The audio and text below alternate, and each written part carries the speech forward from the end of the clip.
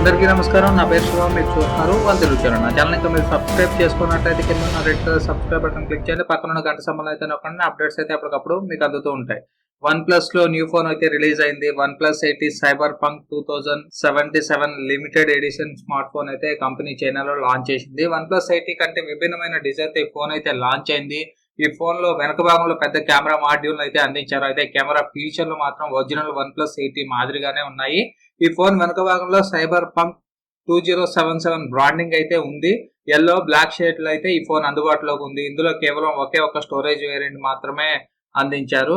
ఇది మనకి 12GB RAM 256GB storage variant మాత్రమే అందుబాటులో ఉంది. దీని ధర చైనాలో వచ్చేసరికి 3,999 యువాన్లుగా ఉంది. అంటే సుమారు మన దేశంలో 44,500 గా నిర్ణయించారు. దీనికి సంబంధించిన ప్రీ బుకింగ్స్ అయితే ఇప్పటికే ప్రారంభమయ్యాయి. నవంబర్ 11వ తేదీ నుంచి దీని సేల్ ప్రారంభం కానుంది.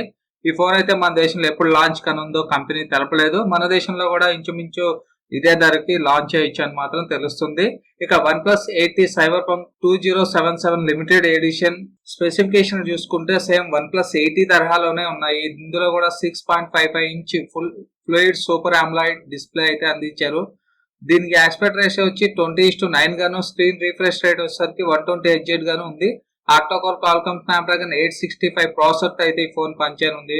ఇది 12GB RAM 256GB storage variant లో అయితే వస్తుంది. ఇందులో మనకి కెమెరా విషయానికి వస్తే క్వాడ్ కెమెరా సెటప్ ఉంటుంది. మెయిన్ కెమెరా 48 మెగాపిక్సెల్ సామర్థ్యం ఉన్న సోనీ IMX586 సెన్సార్ అయితే అందించారు.